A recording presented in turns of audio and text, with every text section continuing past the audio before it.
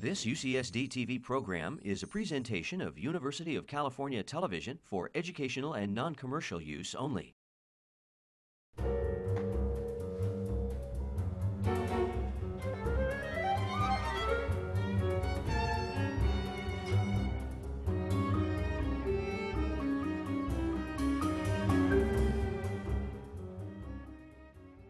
I gave Anthony maybe 5 or 6 plays to look at that might have life as an operatic expression, and I think he zeroed in immediately on Lilith for its myth, its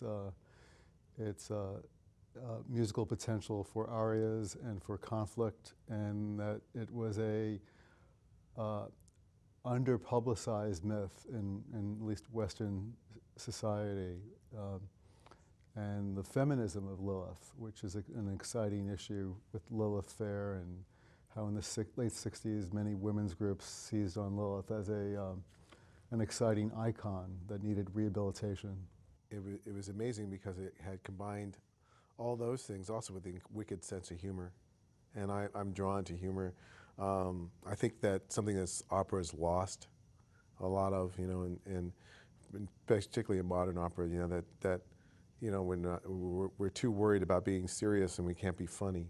And I love the balance between this really serious examination of what modern day woman is, what a woman is, and what Lilith represents. At the same time, the comic aspect of it, I think, is necessary. You know, it makes it, to me, much more real and much more dangerous too. So that was exciting.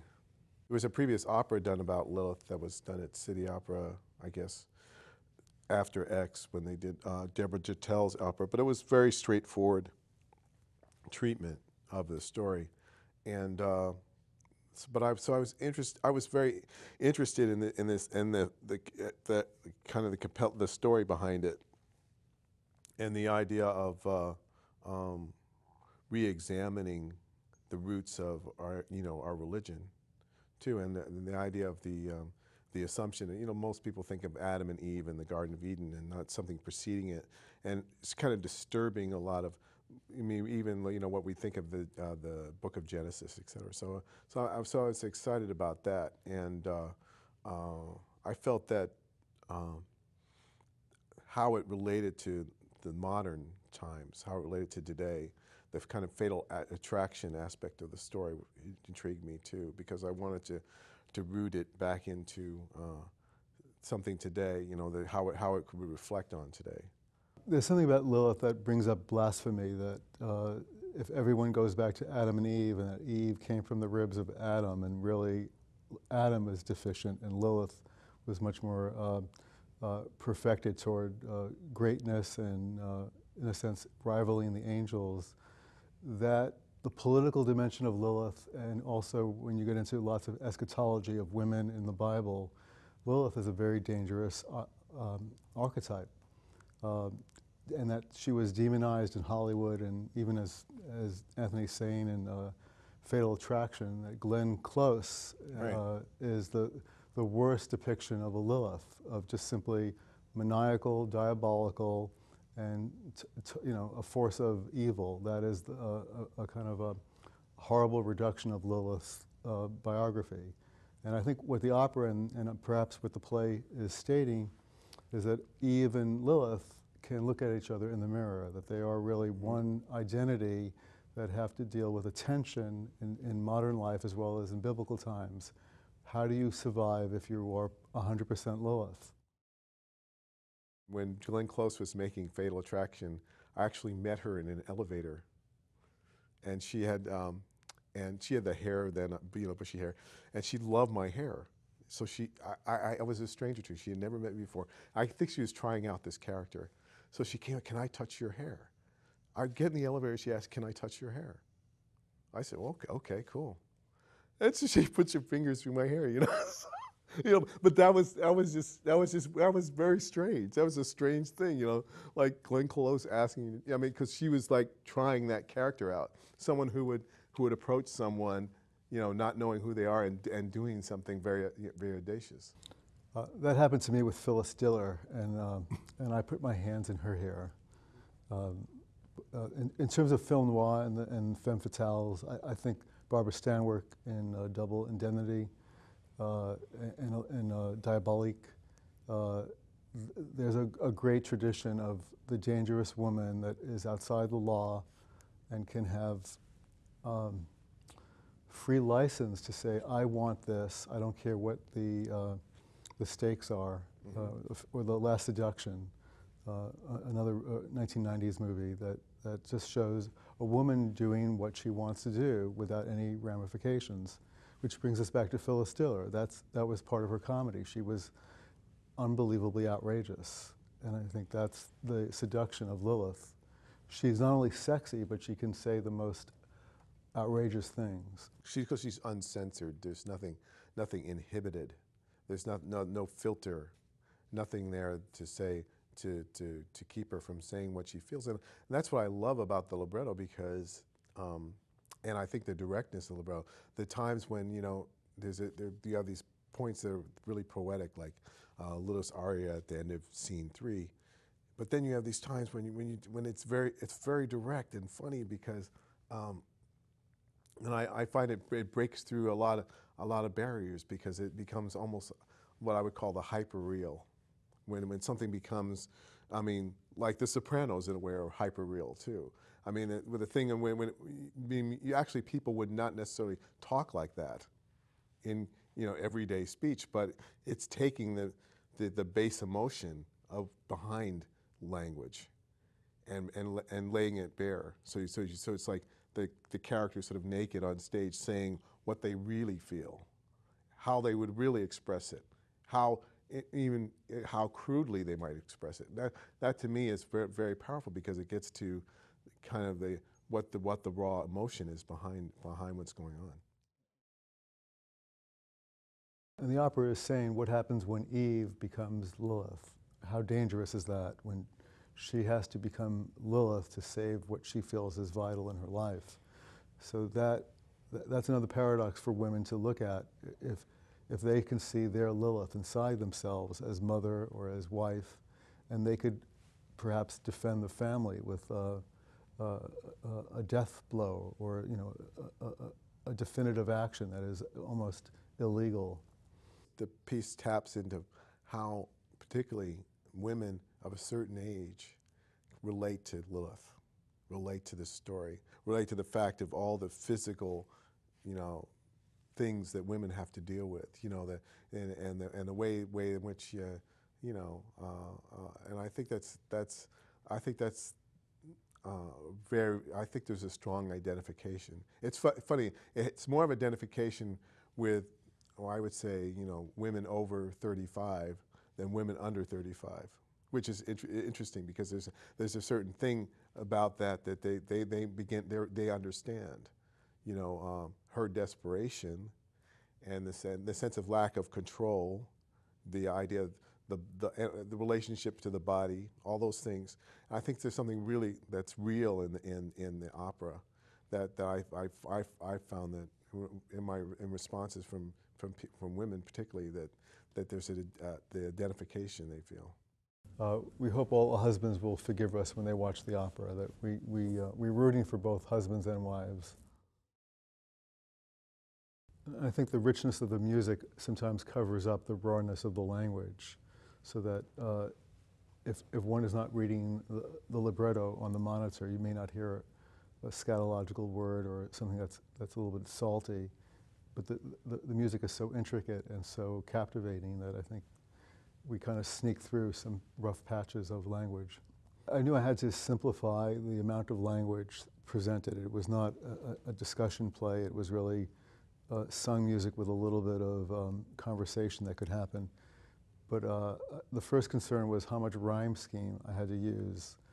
And Anthony was clear about, I could play with some rhyme scheme, but I didn't have to feel straitjacketed by, you know, rhyming couplets, and that a lot of blank verse can happen. But it allowed me also then to deal with more poetic structure that was not part of realism.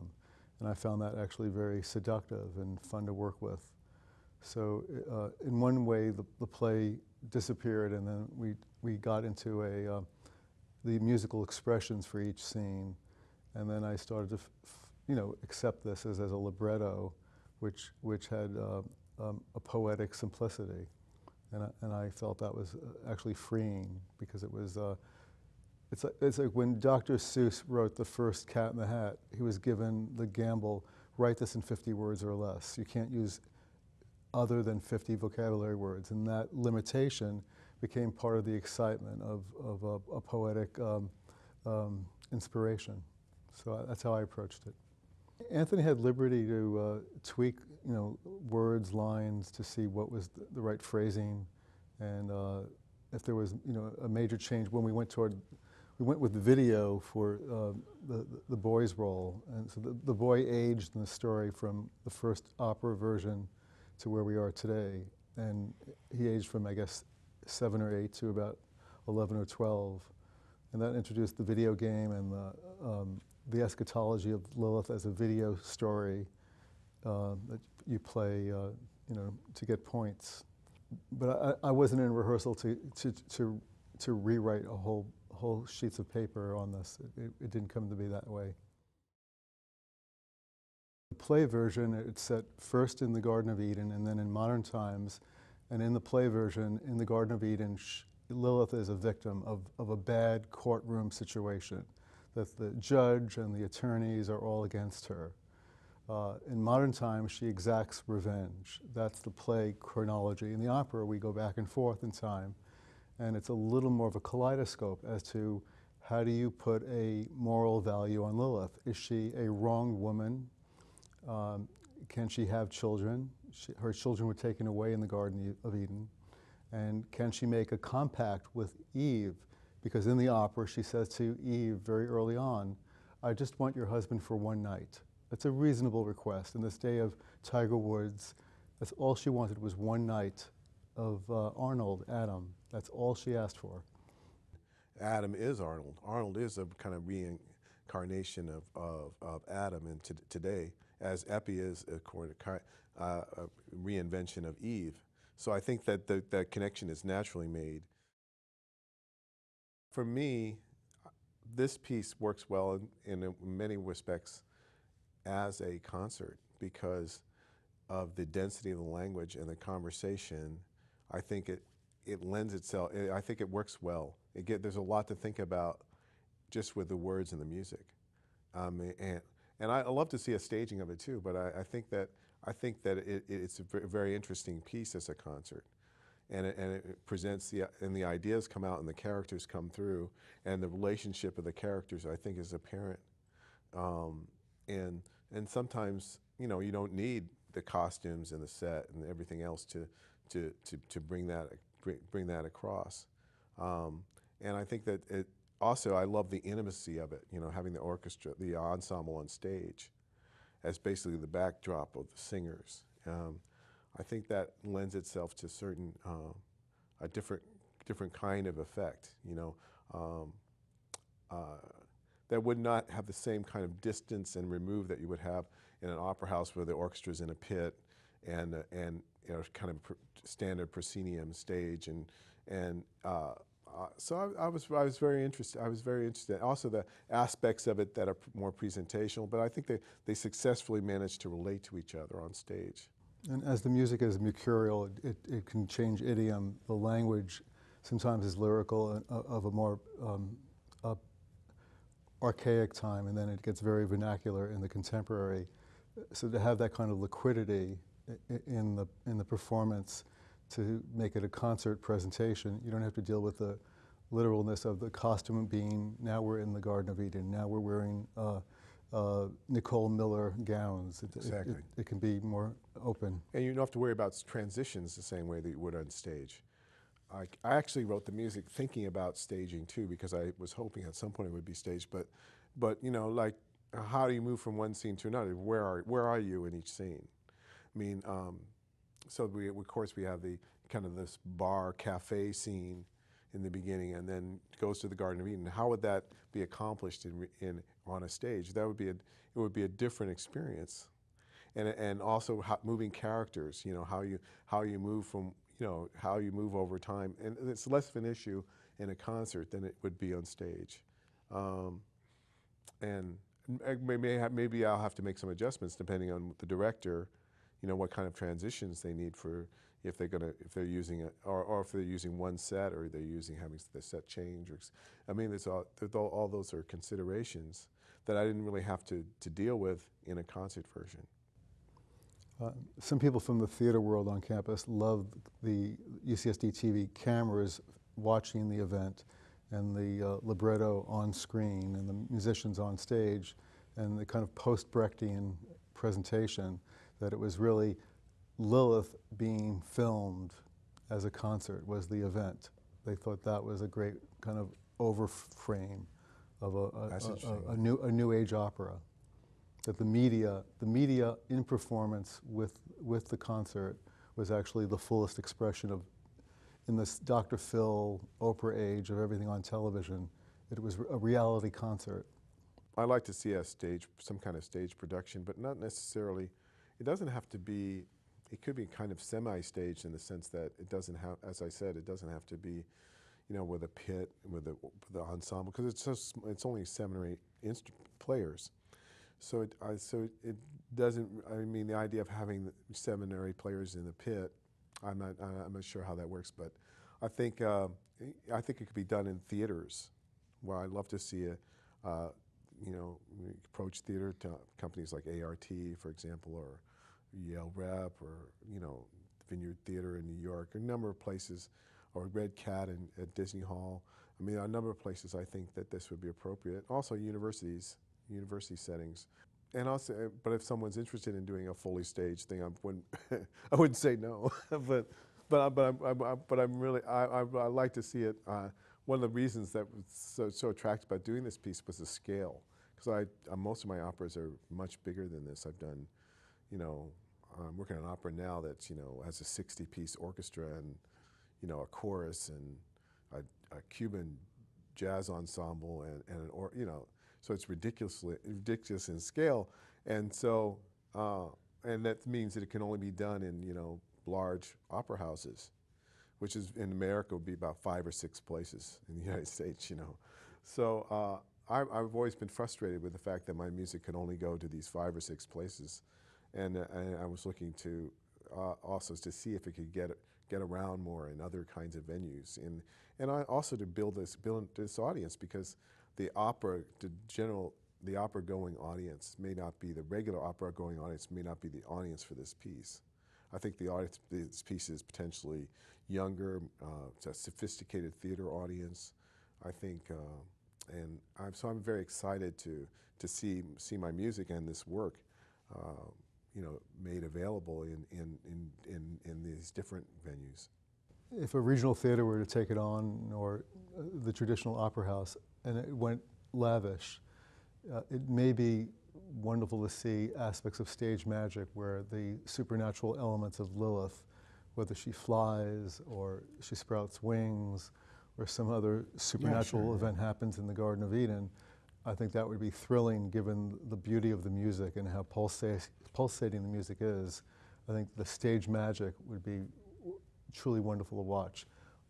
And then to distill it to a very simple presentation, what we had the other week, there's a beauty to the simplicity of it just being a concert performance where the singers felt freedom to act a little bit and move a little bit, but that they were not going to be literal. That we're not at the cafeteria now, we're not on the subway, we're at the music stand. But it would be wonderful to see a full production. Sometimes people do mistakes for a reason. I mean, sometimes for example, there was a moment where Cindy would come in late every time on this one. It was the end of the 3rd scene, but there was a reason for it, because she had to take a breath, and she had to have the time in order to do the last note of the 3rd scene. She needed a little extra time. So I said to the conductor, rather than trying to force her into doing it the way I'd written, maybe how I'd written it didn't serve the moment the best possible way. So sometimes I feel like, as a composer, you have to figure out, because to me, the composition is not the art. That's not the thing. The performance is the art. Okay, you're trying to create a situation in which art can happen. And that comes from my experience as an improviser, that I've come to realize is much more universal than I imagined, is the fact that you're creating the occasion for art to happen. And we never should presume that what's written on paper is the art, because what's written on paper just sets up the possibility for the art. And then sometimes we have to make accommodations within what is written in order for the performance to have the immediacy and the power that it should. In effect, we're all improvisers. Improvisation is the middle ground of all the arts. That's something that mediates every art form, whether you're a visual artist, whether you're a musician, whether you're a playwright. There's some middle ground that we have where we make it up. And that keeps it fresh. Otherwise, it arrives in the can. You have to have the right people. I mean, that's what it comes down to. I mean, people were really devoted to the project, and really, the cast was incredible. I mean, Cindy and Susan and Phil were all, and Ruff, all rose to the occasion. They worked very hard. And Alan Johnson, who's a music director, is unbelievably gifted at putting together things. And very talented conductor, but not just that, but has a sense of what's going on in the drama, has a sense of the overall shape of a piece that most conductors wouldn't have. And so I was very fortunate with that. And then also working with the musicians too. I mean, working with Mark Dresser, who's one of the most amazing virtuosic bass players in the world. I've played with him for 30 years, so I know a lot about what his music, what proclivities are.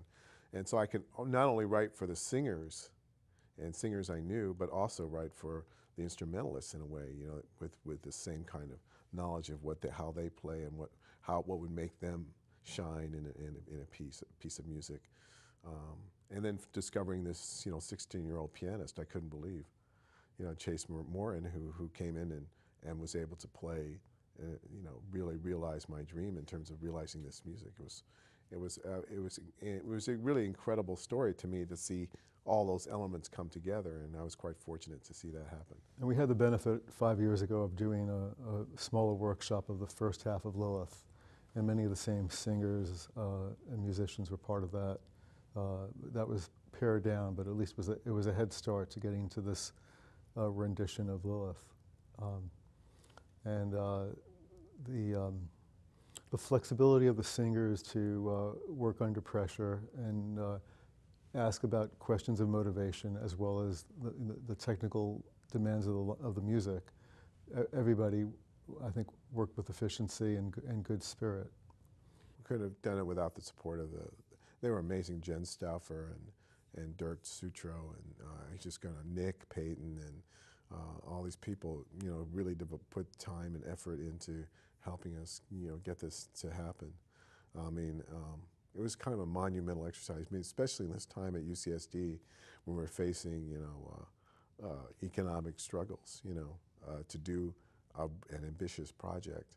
I mean, I probably, in a way, I maybe picked the last possible time that you could do something like this, or maybe, it was funny because it was like at this juncture when, resources are uncertain, and to try to do the most ambitious thing I've done here, at the same time as, the things are the tightest was pretty daunting. But I had a lot of help. Miller Puckett, the chair. He's the chair of the music department. It's been fantastic, and so I have to thank my colleagues for the support. Of course, you can always have more time and more rehearsal, and that would help. But I think that as a birthing of this piece and the beginning of what this piece will be, I was very excited about it. And I would share that the clarity of expression and the everyone very open with what they were providing musically and theatrically, and Ruff, who is not a trained opera singer and more an actor-director, but to be so pliant and willing to take risks but there was just tremendous clarity on stage, and I was thrilled by the event. It was so much fun for me.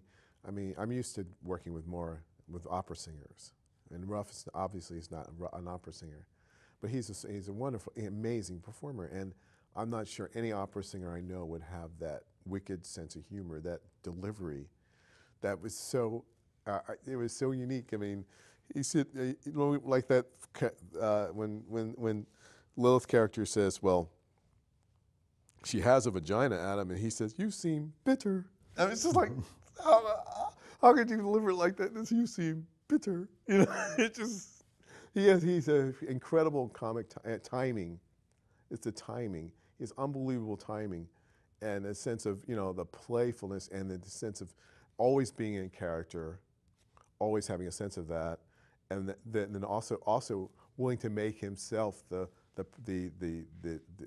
joke, because Adam is kind of a joke in the opera, and he's willing to be that vulnerable, to be the joke, and that there are a lot of performers that couldn't do that. And he's 6'3" or 4". He's a towering figure, and it looks so vulnerable. Vulnerable, yeah, it's unbelievable. It was a perfect paradox. He's unbelievable. He's a paradox, you know, and he's a fantastic. He's just a fantastic performer. And it brought a different kind of life to it, like kind of certain kind of spontaneity. That I felt was great. I mean, and then, you know, Cindy and Susan were incredible, and it's like, and Phil has a funny sort of sense of humor too, and I think that it worked very well. It worked very, and I really was lucky to have the cast I got was so interesting, because they came from so many different places, but yet they really seemed to fit their roles so well, and I was really excited about it.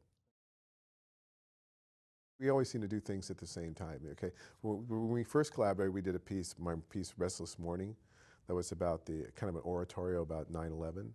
I was commissioned by a group in Charleston, South Carolina, the Carolina Chamber Chorale, to write a piece about 9/11. And of course, Alan and I, both as New Yorkers, were incredibly affected when that day, we even spoke to each other about it. And it turns out he had started writing something about 9/11. And then we ended up, the second movement of the piece ended up being what Alan wrote that.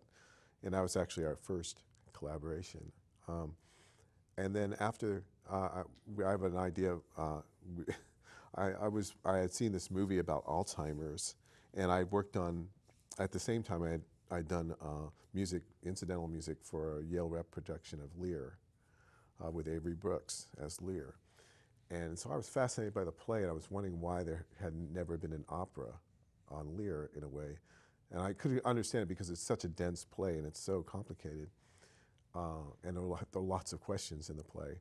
So then I began to think about combining this idea of Alzheimer's with Lear, and I began to think about this idea of doing a piece called Lear on the Second Floor. And the Lear would be a neurologist who's suffering from Alzheimer's, and for example, when they lay out the map in the beginning of the play, dividing the territories among his daughters, the map would be a picture of his brain, of her brain. I would make Lear, maybe Lear would be a woman, maybe the fool could be the husband, which would be funny.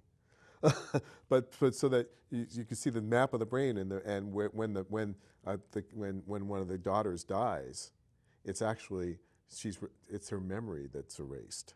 So it's the memory in the brain that the daughter's gone from the memory. So I thought that would be really interesting, and then use some words from Lear integrated into this kind of story. And at the same time, Alan was doing this Jewish Lear with Shelley Berman, and it's very funny. And so we were both thinking about Lear at the same time. So hopefully we can work together in the future on that. And we also benefit by team teaching a graduate music theater class for a number of years. So, we've had a kind of twining of thinking, working with musicians and playwrights, and it just feels very comfortable to keep staying in this groove and sparking each other with possibilities.